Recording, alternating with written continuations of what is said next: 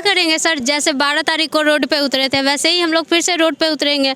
अगर सरकार हमारी बात नहीं मानती है तो सरकार को सुननी पड़ेगी हमारी बात। हम लोग पहले भी 12 तारीख को रोड पे उतरे थे और आगे भी उतरेंगे, चाहे 1 लाठी खाना हो, 2 लाठी खाना हो या 10 लाठी खाना हो। हमने कोई चोरी नहीं किया है, हमने पढ़ाई किया है ईमानदारी से और ईमानदारी से एग्ज़ाम निकाला। सरकार के द्वारा ही आयोजित एग्ज़ाम को पास करके आए हैं हम लोग।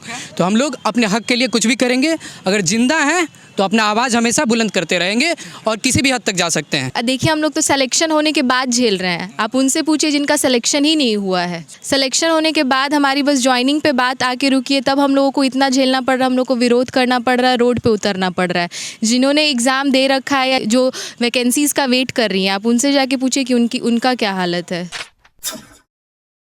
नमस्कार, आप देख रहे हैं द एक्टिविस्ट और मैं हूं आपके साथ अमन। बीते कुछ दिन पहले 12 तारीख को जो बीपीएससी अभियंता इंजीनियर वो 6 महीना से भटक रहे हैं अपने न्याय को लिए। सिलेक्टेड इंजीनियर हैं लेकिन इनकी मांग पूरी नहीं हो रही है। क्या कुछ मांगे हैं आप? मेरा मांग ये है कि जो भी ये वर्बली बोलना चाह रहे हैं कि आपके रिजल्ट में कुछ अफेक्ट नहीं होगा, आप उनको क्लियरली रिटन में दीजिए, जिससे हम लोग ये आश्वासन मिल पाए। और हम लोग का जो कोर्ट से मैटर है आप उसमें सपोर्ट करिए कि जल्दी से जल्दी क्लियर हो और हम लोग का ज्वाइनिंग हो।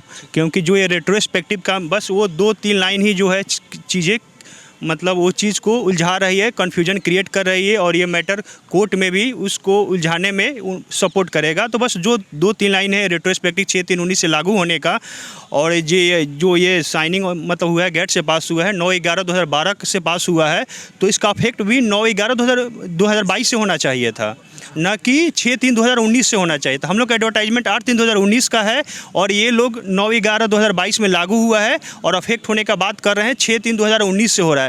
ऐसा रेट्रोस्पेक्टिव का कोई भी नियम नहीं है। आप इसका एग्जाम्पल के लिए एक चीज़ें देख सकते हैं। 2 दिन पहले भी एक समान प्रशासन विभाग से एक प्रेस रिलीज आई है, उसमें ये चीज़ें आप देख सकते हैं। इसमें 5 अवसरों की गणना की गई थी और इस होने की तिथि इसके बाद से प्रारंभ होगी, पूर्व में से नहीं होगी। कोई भी चीज़ें अगर लागू होती है तो जो भी गेट से पास होता है प्रेस रिलीज के थ्रू उस दिन से प्रभाव होती है, न कि जा करके बैक डेट रेट्रोस्पेक्टिव से लागू नहीं होती है।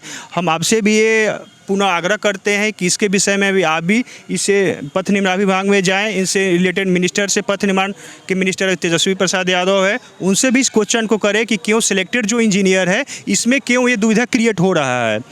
ये जो नियम है आप इस डिपार्टमेंट को इन्फॉर्म करें और जो भी ये क्रिएशन हो रहा है आप रिटर्न प्रूफ में दे, जिससे जो भी सिलेक्टेड इंजीनियर है वो अपने ज्वाइनिंग जल्दी से जल्दी कर सके और डिपार्टमेंट अपना योगदान दे। अच्छा, आप लोग 12 तारीख को रोड पे उतरे थे, उस समय आपको प्रशासन से बातचीत हुई थी डेलीगेशन के रूप में, तो क्या कुछ कहा गया था? हाँ, हम लोग का जो डेलीगेशन गए थे, हम लोग ज्वाइंट सेक्रेटरी सर से मिले और चीज़ों को समझा। वो अभी आश्वासन दे रहे हैं कि ये जो भी चीज़ें आप लोग के लिए नहीं है, तो हम लोग एक एप्लीकेशन दिए, एप्लीकेशन मांगा गया। हम लोग सर जो भी चीज़ें हैं आप उसको क्लियरली रिटन में दीजिए, तो रिटर्न में दीजिएगा कोई भी चीज़ें, तो उसका वैल्यूएशन है तो वो 15 दिन का टाइम मांगे, 15 से 20 दिन टाइम लगेगा, उसके बाद आप लोग को रिटर्न में मिल जाएगा। 15 दिन का टाइम? हाँ, 15 दिन का टाइम। अगर कोर्ट से भी ऑर्डर नहीं हुआ है लेकिन सरकार खुद से कर रही है। हाँ, कोर्ट में मैटर है तभी ये बीच में अपना रूल चेंज कर दी, बिना कोर्ट के निर्देश के ये अपना मैटर को चेंज कर दी। सरकार ने अपना मैटर चेंज कर दिया बिना कोर्ट के ऑर्डर के, तो ये सरासर गलत है। जो भी अगर ऑर्डर है चीज़ को करना है, लेकिन ये रेट्रोस्पेक्टिव नहीं हो सकता है। आप इस रेट्रोस्पेक्टिव के टर्म को हम लोग क्लियरली रिटन में चाहिए, जो मामला हम लोग को फंसा हुआ है। मांगे हैं कि हम लोग सेलेक्टेड कैंडिडेट हैं, हम लोग का सारा चीज़ हो गया तो ज्वाइनिंग चाहिए। लेकिन ये सरकार क्या कर रही है कि 19 की वैकेंसी में जहां एडवर्टाइजमेंट में कोई मेंशन नहीं है ये अधिमानता देने की, और क्या करें कि 2022 में 9/11/2022 को रूल लागू किए हैं और ये बोल रहे हैं ना कि 6/3/2019 से लागू करेंगे। तो एक कहाँ का रूल है कि अब 22 में बनाए हैं और पीछे से 19 से लागू कीजिएगा? मतलब जो पहले सेलेक्ट हुए हैं वो उसको लागू करेंगे, आप लोग को नहीं, जो अभी न्यू में आप एडवर्टाइजमेंट 19 की है, उसी के रूल के अकॉर्डिंग एग्ज़ाम हुआ, रिजल्ट आया, डॉक्यूमेंट वेरिफिकेशन हुआ, तब तक कुछ नहीं था। अगर सारा ज्वाइनिंग की बात आती है तो इन लोगों ने रूल बना दिए। हाँ, वो भी 9/11/2022 को, और बोलते हैं कि 6/3/2019 से लागू होगा। 3 साल पीछे जाके लागू कर रहे हैं। अगर सरकार नहीं आपकी मांग सुनेगी तो आगे क्या करेंगे? क्यों नहीं सुनेंगे? कोई गलत थोड़े नहीं, यहाँ पे तो आप भी बता सकते हैं कि गलत है कि अगर 22 में रूल बनती है तो 19 से कैसे लागू होगी। हाँ, तो सुनना तो पड़ेगा। क्या करेंगे सर, जैसे 12 तारीख को रोड पे उतरे थे वैसे ही हम लोग फिर से रोड पे उतरेंगे। अगर सरकार हमारी बात नहीं मानती है तो इसके हाँ ज़रूर उतरेंगे, क्यों नहीं उतरेंगे। सरकार को सुननी पड़ेगी हमारी बात, कुछ भी हो जाए। कुछ भी हो जाए। मांग पूरी करनी पड़ेगी, सरकार को ज्वाइनिंग हमारी देनी पड़ेगी। ज्वाइनिंग की मांग है हमारी, क्योंकि हम लोग सेलेक्टेड कैंडिडेट से एग्ज़ाम दे के वहाँ तक पहुँचे हैं, डॉक्यूमेंट वेरिफिकेशन हो गया, उसके बाद ज्वाइनिंग आने वाली थी जिस पे रोक लगा दी गई है। बस हम लोग यही चाहते हैं कि हमारी ज्वाइनिंग जल्द से जल्द करवा दी जाए। 2 दिन बाद ये मतलब जो भी कुछ लगा 2 दिन बाद नहीं लगा है।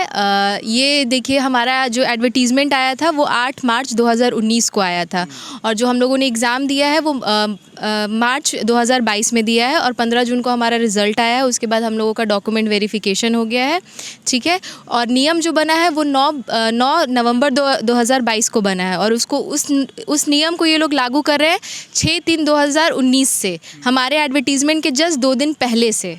और कोई भी नियम जो होता है वो बैक डेट से जाके लागू नहीं होता है, तो इसी वजह से हमारी ज्वाइनिंग भी रुकी हुई है। तो हम लोग का बस यही गुहार है सरकार से कि हमारी ज्वाइनिंग जल्द से जल्द करवा दी जाए। देखिए, हम लोग तो सिलेक्शन होने के बाद झेल रहे हैं, आप उनसे पूछिए जिनका सिलेक्शन ही नहीं हुआ है। सिलेक्शन होने के बाद हमारी बस ज्वाइनिंग पे बात आके रुकी है, तब हम लोगों को इतना झेलना पड़ रहा है, हम लोग को विरोध करना पड़ रहा है, रोड पे उतरना पड़ रहा है। जिन्होंने एग्ज़ाम दे रखा है या जिन्होंने एग्ज़ाम नहीं, जो वैकेंसीज़ का वेट कर रही हैं, आप उनसे जाके पूछिए कि उनका क्या हालत है। देखिए, हम लोग पहले भी 12 तारीख को रोड पे उतरे थे और आगे भी उतरेंगे, चाहे 1 लाठी खाना हो, 2 लाठी खाना हो या 10 लाठी खाना हो, क्योंकि हमारा यही है कि हम लोगों ने 2019 से अब तक इसका इंतज़ार कर रहा है और तैयारी हम लोग 4-5 साल से इस एडवर्टाइजमेंट को हमने दिया है। तो अब हमारी जब ज्वाइनिंग की बात आई तो उन्होंने काला नियम ला दिया और जो 4 साल पहले से लागू कर रहे हैं। ये तो साफ मंशा दिखा रही है कि सरकार की जो मतलब जो सेलेक्टेड युवा हैं उनको बाहर करके और संविदा वालों को लाने की कोशिश है, खास वर्ग के। हम लोगों ने मेहनत किया, आपको पता हो कि BPSC एग्ज़ाम निकालने में कितना एफर्ट लगाना पड़ता है कि स्टूडेंट को ज्वाइनिंग तक पहुँचने के लिए, लेकिन सरकार इस नियम से हम लोग को बाहर कर रही है। इसका हम लोग विरोध करते हैं और आपसे भी रिक्वेस्ट करते हैं, मीडिया से रिक्वेस्ट करते हैं कि सरकार से पूछे क्यों हम युवाओं को, हम BPSC सेलेक्टेड इंजीनियर्स को ज्वाइनिंग से क्यों दूर रखा जा रहा है, और ये नियम क्या है, और ये नियम जो रिटेन में आश्वासन दिया जा रहा है कि नहीं हम लोग के ज्वाइनिंग में कोई इफेक्ट नहीं पड़ेगा इस नए नियम से, वो रिटेन में दे और तब हम लोग इस बात पे राजी होंगे। मतलब जो सरकार रोज़गार देने की बात करती है और वो छात्र जो भविष्य हैं बिहार के, उन लोगों पे ये झेलना पड़ता है, तो आखिर क्यों सरकार कहती है कि हम रोज़गार दें? तो आप ही देखिए सर, करप्शन का लेवल इसीलिए तो बढ़ता है। आज हम तैयारी कर रहे हैं 2019 से, 5 साल बाद ज्वाइनिंग होगा, उसके बाद किसी और वर्ग को आप ला के ज्वाइनिंग में घुसा रहे हैं या किसी साइड से घुसा रहे हैं, तो ऐसे जो नए युवा हैं, जो मतलब जो क्वालिफाइड है, जो बेटर कर सकते हैं बिहार के लिए, उनको आप बाहर रख रहे हैं, तो कैसे बिहार का भविष्य आगे बढ़ेगा?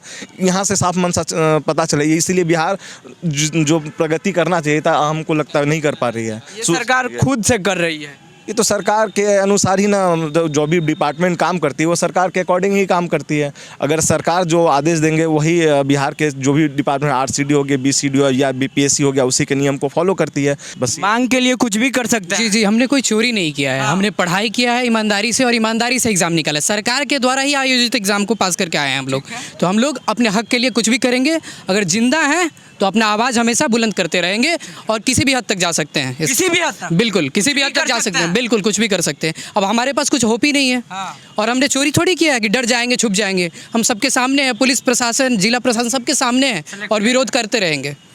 किसी भी हद तक जा सकते हैं विरोध, बिल्कुल। तो इसमें आपकी क्या प्रतिक्रिया है? जो कमेंट बॉक्स में दे, फेसबुक पे देख रहे हैं शेयर करें, यूट्यूब पे देख रहे हैं सब्सक्राइब करें, और अपना प्रतिक्रिया कमेंट बॉक्स में देना ना भूलें। बहुत बहुत धन्यवाद।